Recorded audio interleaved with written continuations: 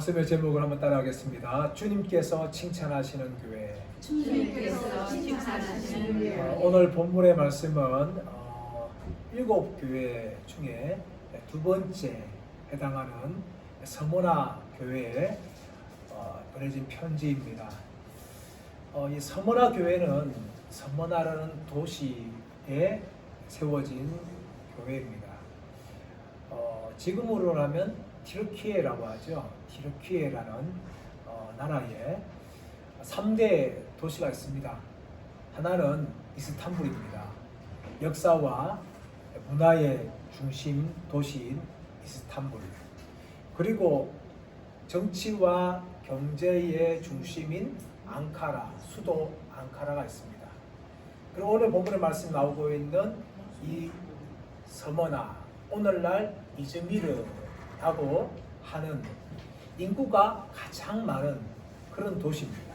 이 서머나 교회는 오늘날 이즈미르라는 도시 위에 세워진 교회입니다. 이 서머나 도시는 에게 연안에 있는 교회고, 첫 번째 편지를 썼던 에베소 지역으로부터 북쪽으로 56km 떨어진 곳에 있는 곳이 바로 이 서머나라는 도시입니다.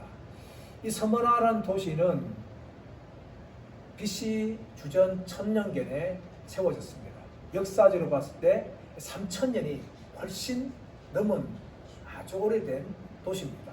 그러다가 주전 290년에 한번 파괴되었다가 다시금 이렇게 세워진 그러한 도시가 이 서머나라는 도시입니다. 이 서머나는 항구 도시고 또 교통의 중심지이기도 하였습니다. 이 지역에 요한 사도를 통하여서 두 번째 편지가 전달되어집니다. 서머나 교회에 편지하라 라고 이제 하나님께서 말씀하시는데, 근데 이 서머나 이 교회는요, 초대교회 7교회 중에서 특징이 있는 교회입니다. 어느 교회인가 하면 예수님께서 사도 요한을 통하여서 이 편지를 쓰셨는데, 어느 교회는 책망만 교회가 있어요. 책망만. 꾸중마셨어요. 어떤 교회는 칭찬과 책망을 동시에 하였어요. 그런데 어떤 교회는 칭찬만 한 교회가 있는데 두 교회가 있어요.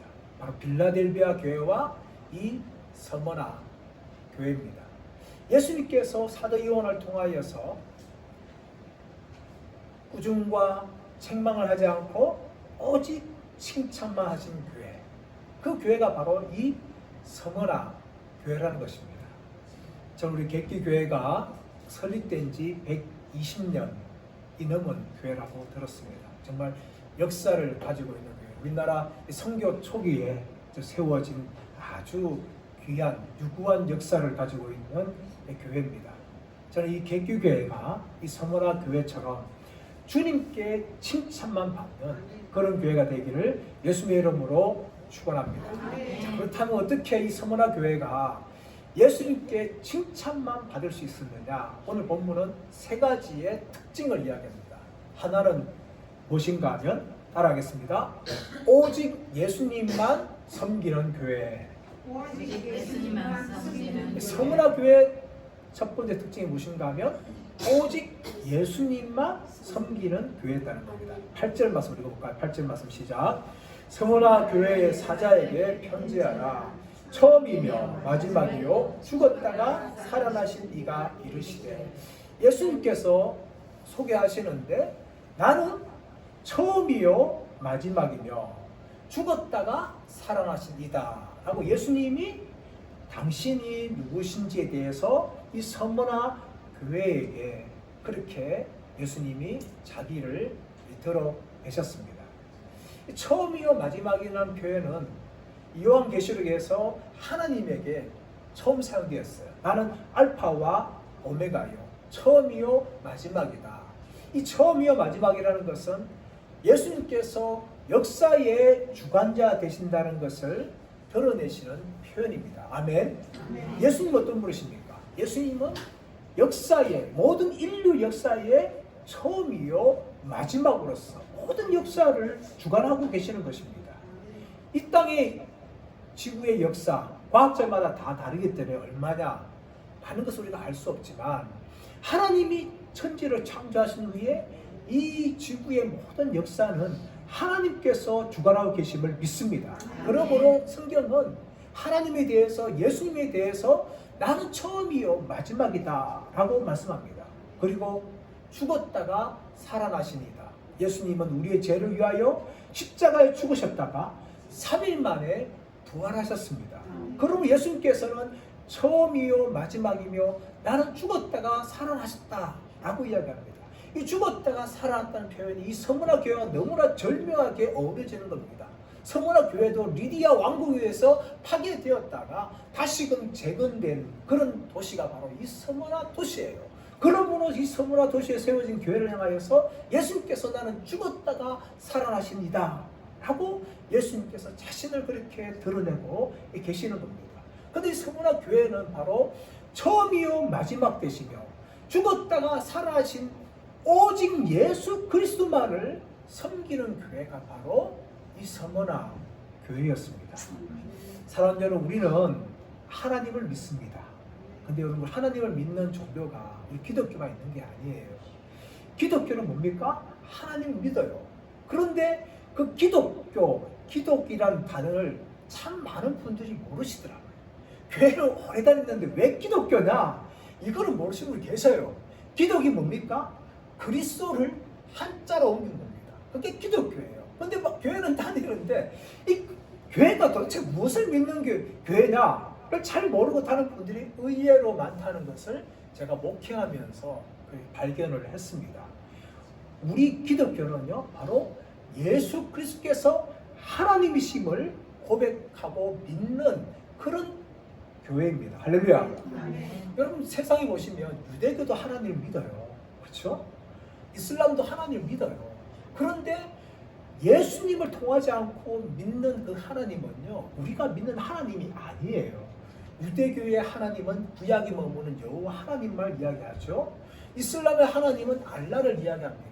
그러나 예수님을 통하지 않고서는 우리는 제대로 된 하나님을 알 수가 없어요. 왜냐하면 요한복음 14장 6절 말씀 보시면 내가 곧 길이요 진리요 생명이니 나로 말미암지 않고는 아버지께 올 자가 없다고 말씀합니다.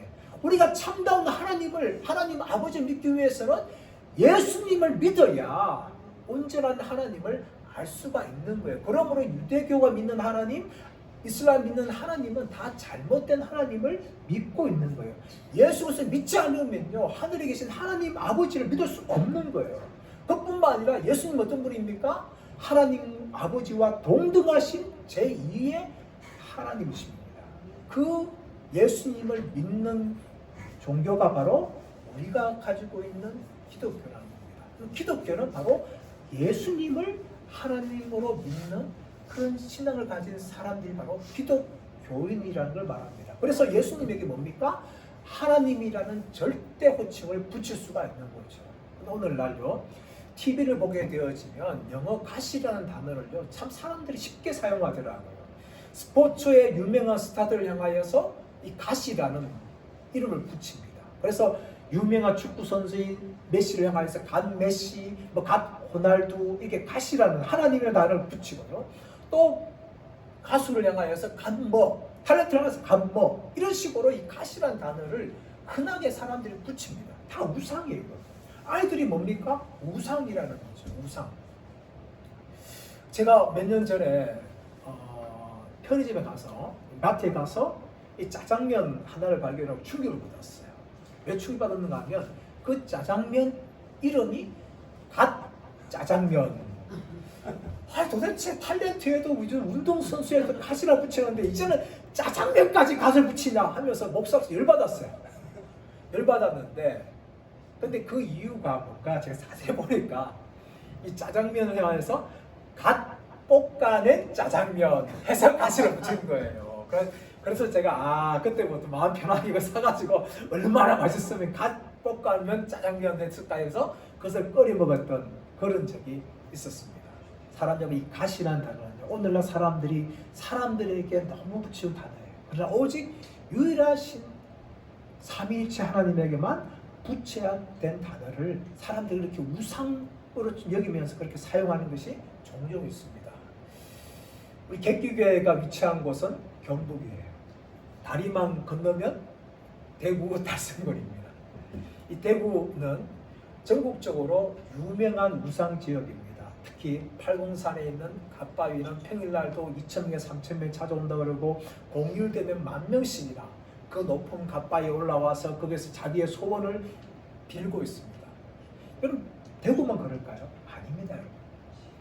우리나라 전역이 그렇고 세계 곳곳이 우상을 숭배하고 있습니다.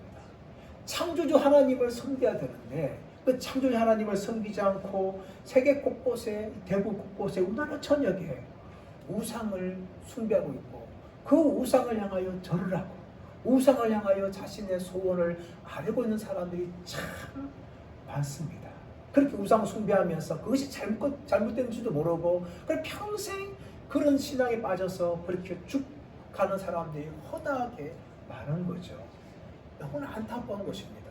여러분 이 서머나 도시도 그런 곳이었어요. 이 서머나 도시도 우상의 도시였습니다.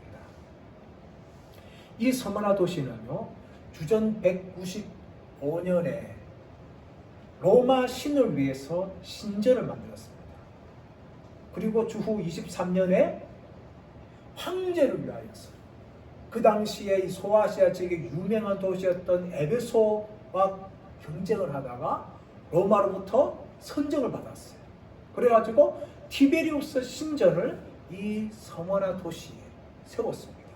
로마 신을 섬겼던 우상 도시였고 또 로마 황제를 위해서 신전을 만들어서 로마 황제를 섬겼던 곳이 바로 이 서머나라는 도시였습니다. 이 서머나라는 우상 도시 위에서 오직 서머나 교회는 로마 신을 향하여서 로마 황제를 향하여서 경배하는 것이 아니라 오직 주 예수 그리스도만을 경배하며 예수님을 향하여 주라고 섬겼던 교회가 바로 이 서머나 교회였어요. 그래서 이 서머나 교회는요, 수많은 순교의 사람들을 배출하게 되었습니다. 그 중에 아주 유명했던 사람들이 있는데 그 중에 한 사람이 바로 우리가 잘 알고 있는 폴리캅이라는 교부입니다. 이 폴리캅은 사도 요한의 제자였는데 이 폴리캅이 주후 155년 2월 23일 날 순교를 당합니다. 폴리캅은 처음에는 순교당하지 않기 위해서 도망갔어요. 그런데 이 폴리캅의 노예 중에서 어린 아이가 고문을 못 이겨서 이 폴리캅이 숨은 것을 발설을 했어요. 로마 병사에서 찾아와가지고 이 폴리캅을 잡았죠. 그래서 간수가 감옥을 넣었는데 폴리캅 네가 한 번만 로마 황제가 주라고 이야기한다면 너는 여기서 풀려날 거야. 제발 한 번만 로마 황제가 주라고 이야기해라. 그때 폴리캅은 오직 예수님만이 줍니다. 그렇게 고백을 하였어요. 그래서 이 폴리캅이 이제 잡혔죠. 잡혀가지고 이제 이 폴리캅이 화형을 당해야 되는데 이 총독이 찾아와서 이야기합니다. 폴리캅, 네가 로마 황제를 향하여 주라고 이야기한다면 너는 화형당하지 않을 것이다. 제발 한 번만 로마 황제가 주라고 이야기해라. 그럼 너는 살 수 있다. 그렇게 폴리캅을 설득을 하였어요. 그러자 폴리캅이 이렇게 이야기합니다. 나는 지금까지 86년 동안 예수님을 섬겨왔습니다. 근데 그 예수님께서는 나를 한 번도 배신하지 않았는데 내가 어떻게 예수님을 배신할 수가 있겠습니까? 그렇게 고백하였어요. 그러자 그 총독이 내가 너를 화형시키겠다.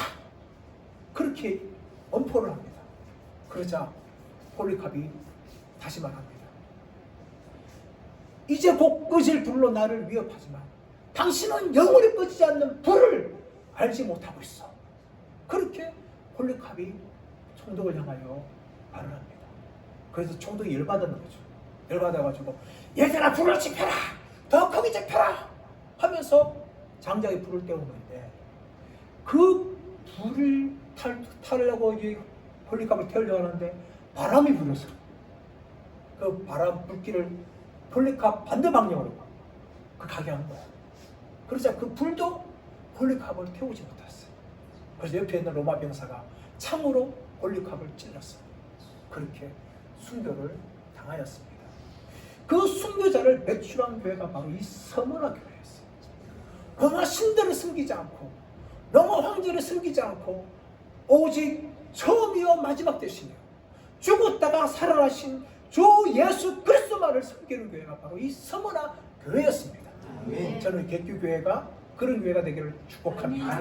오직 예수 그리스도만이 만왕의 왕이시며 만왕의 왕이시며 하나님을 고백하면서 영원히 예수 그리스도만을 주라고 고백하며 주님을 경배하는 귀한 교회 되시기를 예수의 이름으로 축원합니다. 두 번째 서머나 교회는 고난을 이기는 교회였습니다. 우리 9절 말씀 읽어보겠습니다. 9절 말씀 시작. 내가 내 환난과 궁핍을 알거니와 실상은 내가 부유한 자니라. 자칭 유대인이라 하는 자들의 비방도 알거니와 실상은 유대인이 아니요 사탄의 회당이다. 처음이요 마지막 되시며 죽었다가 살아나신 예수님께서 이 서머나 교회를 아신다고 이야기합니다. 아셔요. 사랑하는 여러분, 예수님께서 우리의 모든 것을 아시는 분인 줄 믿습니다.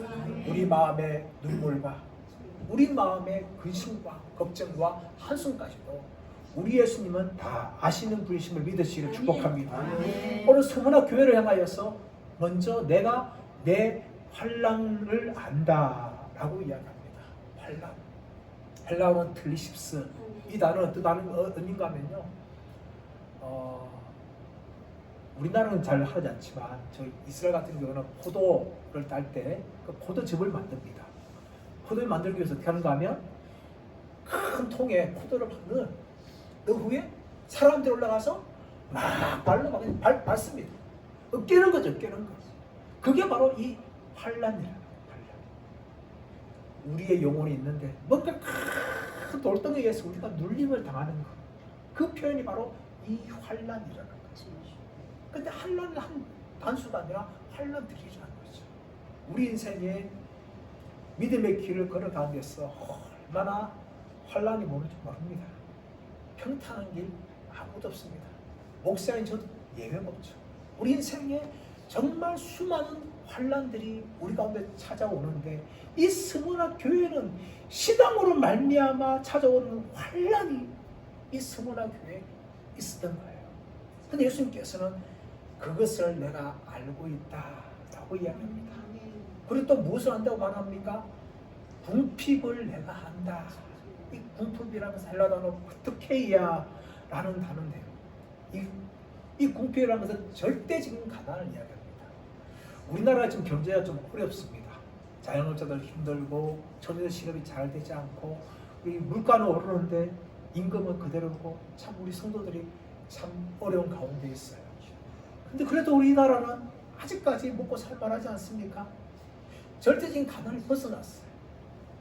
우리나라 6.25 밖에서 이야기하는데 권사님 태어날 때 2살이었다 몇 살이었다 6.25 때 하더라도 절대적인 가난이었어요. 미국의 원조 없이는요, 유엔의 원조 없이 우리나라 먹고 살 게 아무것도 없었어요. 저도 초등학교 1학년 때 옥수수 죽 먹었어요. 그만큼 어려웠던 시절을 보냈습니다. 그런 절대적인 가난 시절이 있었어요. 그러나 지금 우리나라 세계 경제 10대 경제에 들어갈 만큼 정말 잘 사는 나라가 되었습니다.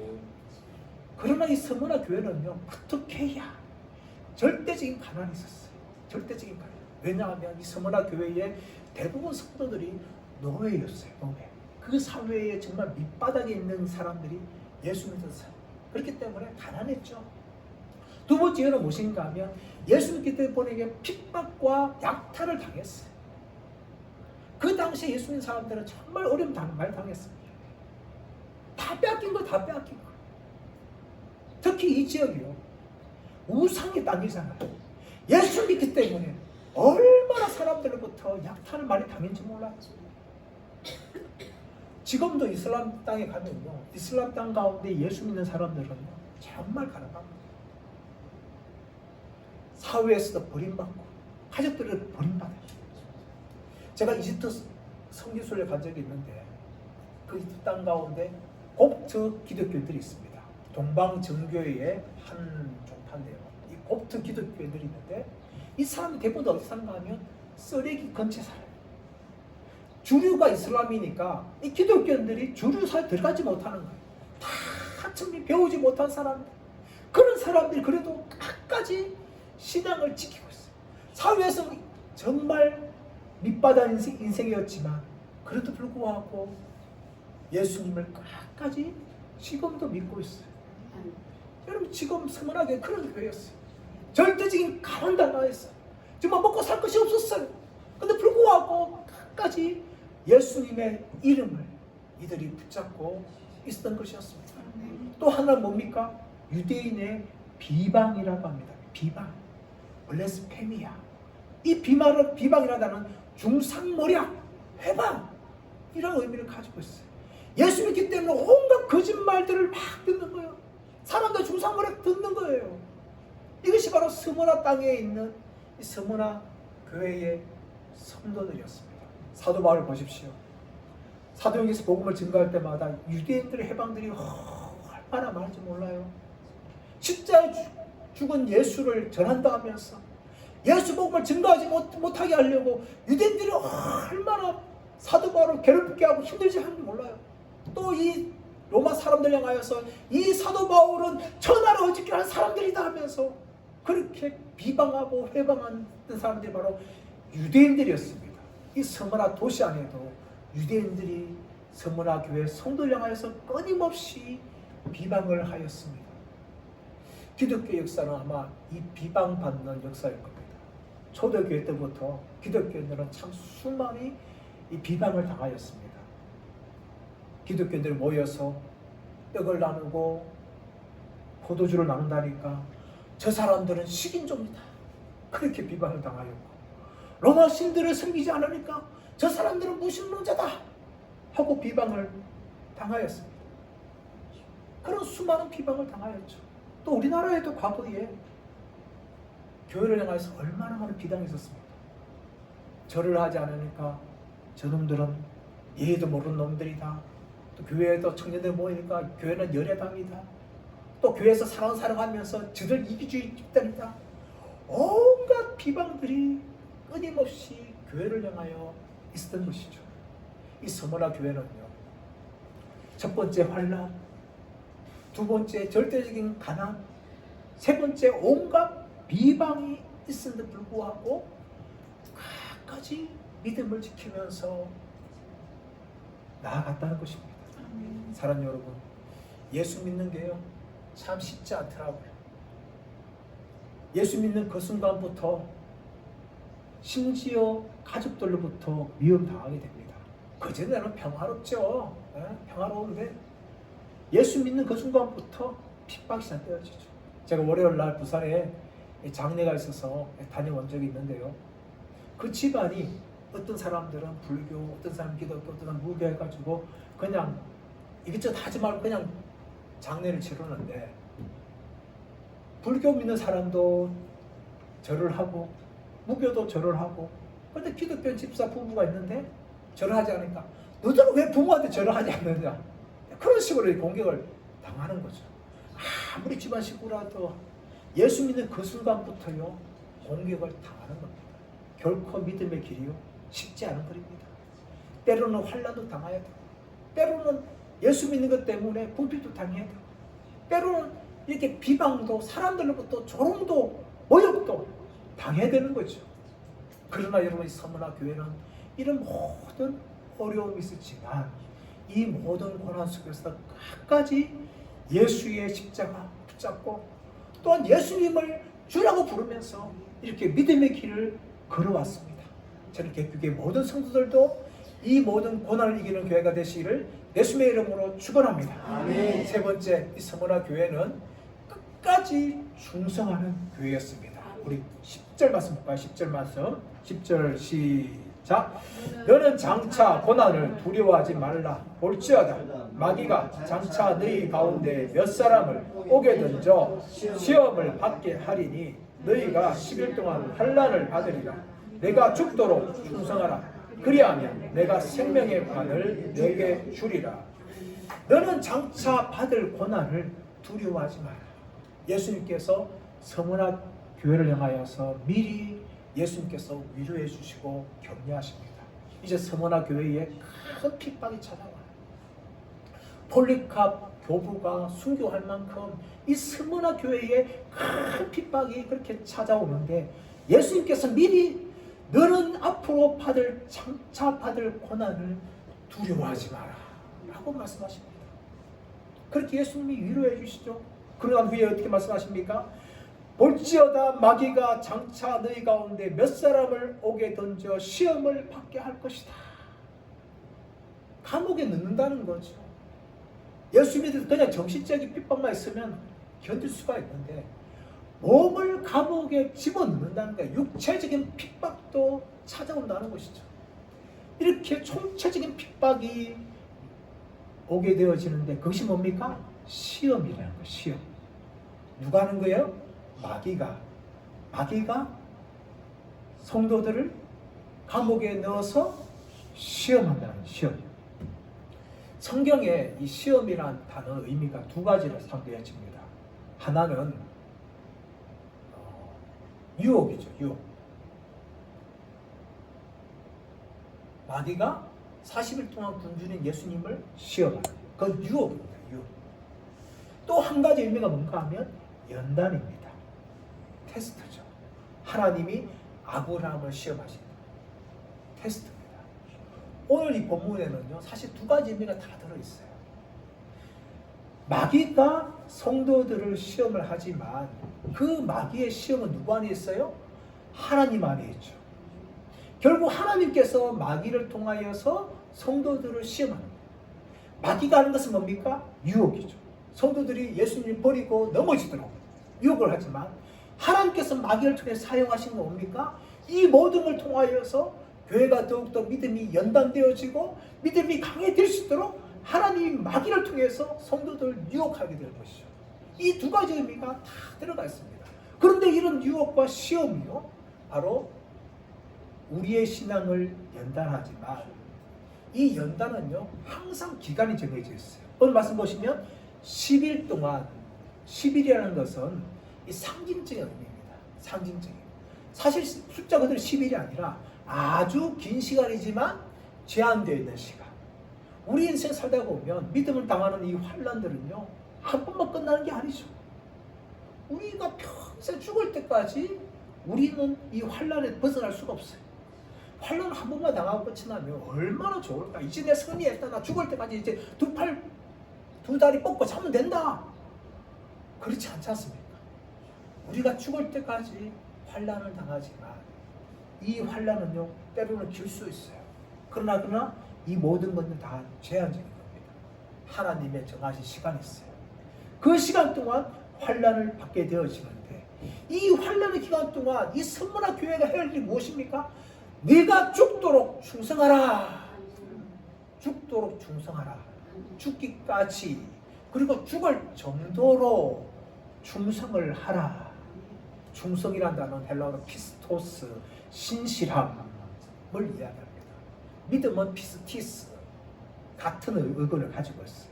그래서 믿는다는 것은 신실하고 충성을 이야기해요. 그냥 국가에 충성하는 그런 의미가 아니라 이 충성이라는 것은 끝까지 하나님을 향하여서 우리의 신앙이 변절되지 않고 지켜지는 것을 충성이라고 합니다. 우리가 예수님을 주라고 불렀다면 그 예수님을 우리의 목숨이 닿을 때까지 주라고 부르고 로마 황제를 향해서 주라고 부르지 않는 거예요. 그것이 뭔가 하면 충성입니다. 그냥 교회에서 열심히 한 게 충성이 아니에요. 이 충성만 끝까지 예수님을 향해서 우리의 신앙의 절기를 지키는 거.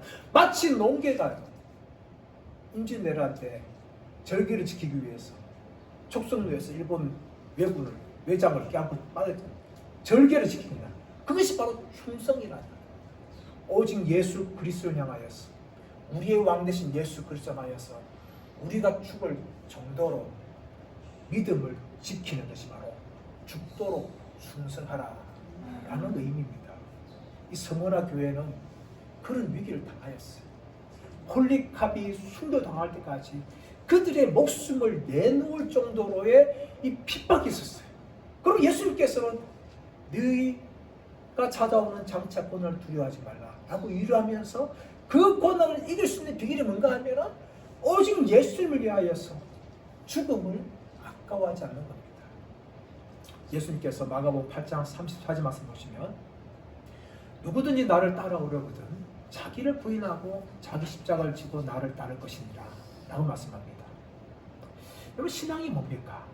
참 사람들이 신앙을 쉽게 생각해요. 예수님께서 말씀하신 신앙이 뭡니까?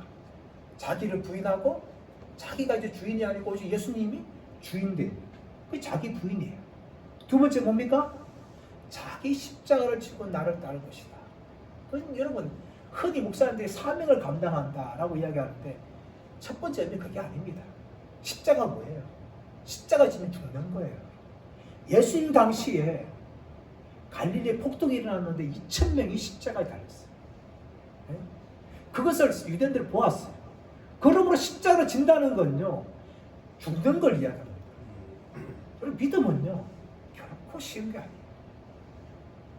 참 오늘날 많은 사람들이 교회로 옵니다. 그런데 예수 때 죽으라 하면은 교회를 다 떠나갈 거예요. 교회가 언제 순수해지는가? 죽을 정도의 핍박이 오면 교회는 순수해집니다. 오늘 한국 교회 성도들이 참 많아요. 그러나 저 목사로 참 걱정스러워요. 얼마나 많은 성도들이 천국갈지. 예수를 믿는다고 교회의 직분을 가지고 있는데 얼마나 저런 분들이 다 천국 갈 수 있을지 목사로 참 두렵습니다. 한편으로. 환난 때에 우리 신앙이 드러나는 거예요. 죽쟁이인지 알고 있는지. 서머나 교회를 향하여서 예수님 무슨 말씀하는 거예요? 이제 내가 고난 찾아오는데 그 고난은 뭡니까? 죽음까지 각오한 고난이야. 네 목숨이 타도로 나한테 충성할 수 있겠느냐? 이게 주님이 요구하시는 겁니다. 오늘 많은 사람들은 신앙이 액세서리입니다. 있으면 좋고 없어도 괜찮은, 있으면 좀 더 나한테 뭔가 좀 돋보이는, 아니면 교회 오면 복 준다고 하니까 또 교회 옵니다. 또 직분 받는다 하니까 기도하고, 또 교회 오면 사람들 만나니까. 저 미국 같은 데, 호주 이민 같은 교회는요, 교회 와야지 사람들 사회생활 되는 거예요. 그래서 그 교회인들이 교회 오는 거예요. 커뮤니티. 하나의 커뮤니티가 되는 거예요. 여러분, 그게 과연 교회입니까? 교회는 뭡니까? 예수님을 위하여서 죽음을 각오하는 사람들. 내가 죽는다 할지라도 예수님을 향하여 변절하지 않는 사람들. 그런 사람들이 진짜 주님이 찾으시는 성도인 줄 믿습니다. 저는 개교회 성도들이 그런 분들 되기를 축복합니다. 우리의 목숨이 다 들어, 우리의 생명이 잃어버리는 그 순간이 온다 할지라도 그때 주님 내 목숨 드리겠습니다. 나의 생명보다 예수님이 더 귀한 분입니다. 그것을 고백하시기를 예수님을 축원합니다. 이것을 고백할 때에 예수님께서 우리에게 두 가지를 약속해 주십니다. 11절 말씀, 10절 하반절 말씀 보시면 그리하면 내가 생명의 관을 내게 주리라. 이 생명의 관은 왕관이 아닙니다. 왕들이 쓰는 왕관이 아니라 스테파노스, 다시 말해 운동 선수들이 올림픽 할 때 선수들이 우승하고 승리하고 금메달 딸 때 그때 월계관을 세우죠. 그 관이에요. 승리자의 관입니다. 이기는 자의 주인 관이에요. 우리가 죽도록 충성할 때 예수님께서 우리에게 무엇을 세워주시는가 하면 이 생명의 관, 이 생명의 면류관을 예수님께서 씌워주시겠다라고 약속합니다. 두 번째 뭡니까? 11절 말씀 보시면 둘째 사망의 해를 받지 않을 것이다 라고 이야기합니다. 우리는 첫째 사망을 당해요. 첫째 사망이 뭡니까? 우리의 육신이 죽는 거예요. 첫째 사망입니다. 둘째 사망이 있어요. 이 둘째 사망은 정말 예수님을 향하여 우리의 신앙을 고백한 사람은 이 둘째 사망을 당하지 않습니다. 예수 믿는 사람은 첫째 사망을 당해요. 근데 둘째 사망은 뭡니까? 예수 믿지 않는 모든 어둠의 세력들과 불신 세력들이 당하는 죽음이 뭔가 하면 이 둘째 사망. 이 둘째 사망은 영원한 죽음. 기회가 없어요. 영원한 지옥불에 죽임을 당하는 그 사망이 바로 둘째 사망입니다. 예수님께서 어떤 자에게 둘째 사망의 해를 받지 않는다고 말씀하십니까? 바로 예수님을 위하여서 죽도록 시당을 지키는 사람, 죽도록 믿음을 지키는 교회를 향하여서 예수님께서 둘째 사망의 해를 당하지 않게 할 것이다. 할렐루야. 이것이 바로 주님의 약속입니다. 이 서머나 교회는요, 그 약속을 받았어요. 그래서 그들은요, 자신의 목숨을 아까워하지 않고 자신의 목숨을 내주는 한이 있더라도 폴리캅처럼 주님께서 나를 86년 동안 나를 배신하지 않았는데, 내가 그 주님을 섬겨왔는데 어떻게 내가 예수님을 배신할 수 있습니까? 라는 고백을 했듯이 이 서머나 교회는 끝까지 신앙을 지켰습니다. 저는 객기교회가 120년 동안 신앙을 지켜온 교회라고 들어왔는데, 앞으로 오는 세월 동안 이 객기교회가 주님만을 섬기는 교회가 되기를 축복합니다. 그리고 어떤 고난이 찾아온다 할지라도 그 고난 속에서도 믿음이 변치 아니하며 끝까지 예수님을 믿고 충성함을 통하여서 하늘의 면류관을 받으시고 둘째 삶을 받지 않고 새하늘과 새 땅에서 예수님 얼굴을 배우면서 예수님을 찬양하는 귀하고 복된 교회가 되시기를 예수님의 이름으로 축원합니다.